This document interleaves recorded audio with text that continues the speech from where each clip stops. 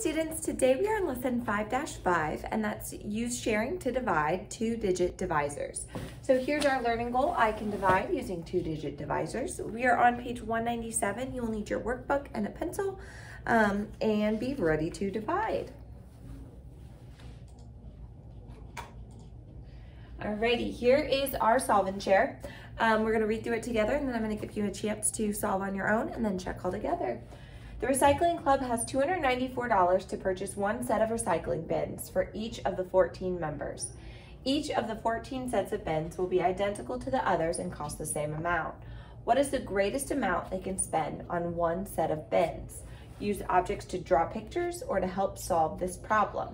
Explain how you found your answer. Okay, go ahead and pause the video here and we will solve through it. Okay. So you could use the standard method, you could use with the method with a little box, kind of like that. We've got 14 members and then you can start to think through, okay, well 14 times 10 is 140, 14 times 20 would be 280. And that is pretty close to that one. So we're going to put our 20 up top. I'm kind of out of room there. And so 14 times 20, there's 280 here. So now I need to take 280 away from 294. So 294 minus 280, 1. So then we have 14 here, which would just be 1. So the greatest amount they can spend on one set of bins would be the $21. Yeah. There we go. So you also could have used standard method, and so that's the does McDonald's sell cheeseburgers, where you go through and divide. Or you can do something that's like this model, but it's like a mix of both, I would say. So the way that the partial products model works is where you have your 294 and your 14 out here, and you think, okay, how many times does 14 go into this entire number? So like what we did when we started multiplying by 10, by 20, so we would say 20 times, and that would give us the 280. And when we subtract that, we get 14. That would be 1 time. 14, you subtract, and it zeroes out. So this way kind of uses the same setup as our standard method, but it's using the same math as our box method over here. Okay, let's go ahead and talk through our visual learning bridge.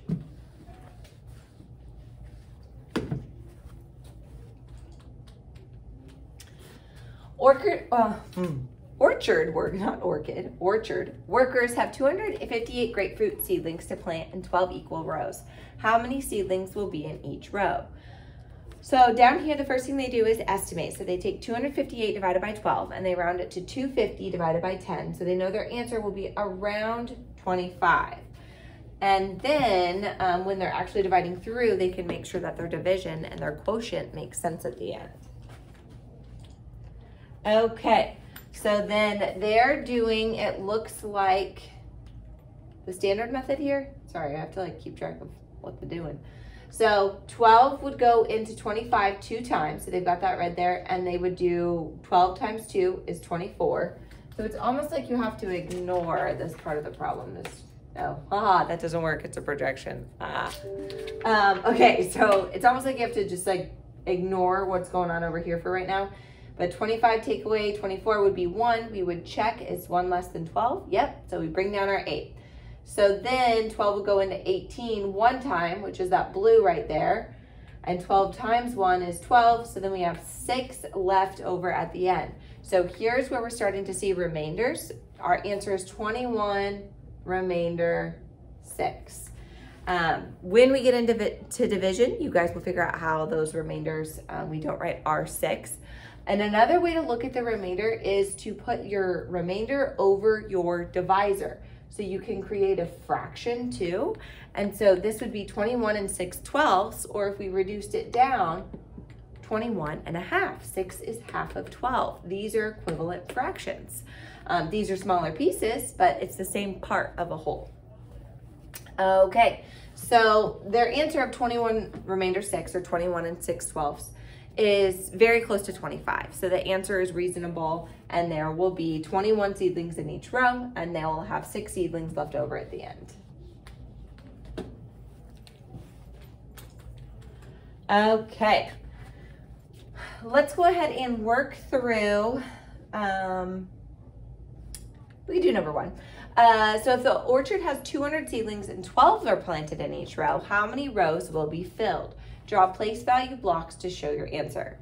Okay, I am going to use either the standard method or my box method with division instead of drawing place value blocks, because I think we can do that way a little bit easier. So if I have 200, since I've modeled the other one, let's model this one now. And I need to split it up by 12. Okay, so remember with standard method, we're doing does McDonald's sell cheeseburgers? Divide, then multiply, subtract, check, bring down. So will 12 divide into a smaller number 2? Won't fit. Will 12 divide into 20? Yes, and then you have to ask yourself, well, how many times? And this is where it can be helpful to write down the multiples. So I know 12, 24, oop, already too big. So we have to do 12. It can't go over. So it will only go in one time. So 12, now I'm on multiplication. 12 times 1 is 12. And then I need to subtract. Can I do 2 or 0 take away 2? Gotta regroup. You could also think of this as 20 take away 12 though, because you know 12 is 8 away from 20. That's something that you can start to like use your count up strategies. Or maybe you know like 2 plus 8 is another 10. And so if I already have 10 here, then I'm gonna have 8 left over. You can of course regroup, cross out your 2, make it a 1, and then have 10 there. 10 take away 2 is 8, but you're gonna get that 8 no matter what. And then I need to bring down my 0, and I'm gonna see how many times 12 will go into 80. So again, I would just keep listing my multiples. So I have 12, 24, 36, 48, and then we have 60. So this is times 5, then we would have 72. And then after 72, we would have 84. So that's gonna be too many. So it goes over when I'm at 84. So I can't put it in that many times. There's not enough room. So I'm gonna have to go with 72, which is 6 times. So then 12 times 6 is 72. I'm running out of room here. And then again, we're in that same situation. So I had 20 take away 12, now I have 80 take away 72. There's an 8, the difference is 8. So I know my difference down there will be 8. I can, of course, cross out my 8, make it a 7, have that be 10 take away 2. But if you start to look at the numbers as a whole, it can, you know, just give your brain a different way of thinking about it. And so we have a remainder of 8 at the end. So we have 16 in each row. And then our question 2 says, what does the remainder represent? Well, that means that they have a bag of 200 seedlings, or, I mean, they're probably like a crate. And they've divvied them all out. They have 16 in each row. And then when they look in the crate, there's 8 left in the crate that don't fit into the rows. So there are 8 seedlings left over. Alrighty, let's go ahead and work through. I always kind of don't love it when they give you the boxes because it just makes it a little bit more challenging. So what I'm gonna do is erase my work here and we're gonna look at that one. I am gonna use the like hybrid in between standard and box method. So we have 196, and I think that's kind of what they're doing there. Divided by 14. So I'm gonna ask myself, how many times would 14 go into 196? So we're doing the hybrid method. We're not just doing the straight up standard method spot by spot. So how you would do that is you would take 14 times 10 and you get 140. Then you could try 14 times 20. So you'll notice every time I am starting with 10 and then I'm trying 20. And if 20 is closer, great, I'll use that. And if it's too high, then I don't use it. So 14 times 20, will that be 280? Oh, that's too high. So I have to just do 10 right here. And I get 140. So then I subtract. 6 take away 0 is 6. 9 take away 4 is 5. And then we have 0. So now I need to see how many times 14 is going to go into 56. And so we're using these steps still, but we're putting it into the number more as a whole, like we do with our box method. Okay, so then I need to think, okay, well, how many times would, about 15 maybe go into about 60 or something like that? And so I can count 15. I'm using estimation here. 15, 30, 45, and then I would have 55, 60. So 4 is going to be too many, so I have to do 3. Oh, I can try 3. So that's when I come over here and I do 14 times 3, and I get 42. Okay, I can double check it, see if one more 14 would fit into it. 56. Ooh, it's going to go evenly. So this was a little bit low of an estimate. Remember, I told you it just gets you a place to start.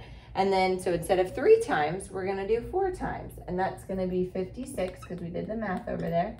And I subtracted, and then I have to combine these two numbers right here. So my answer for number 3 is 14. I want you to try number 4 any way that works for you. So you have 766. It's telling you have a remainder of 46 already. And divide it by 80 and see how you do. I'll see you in group.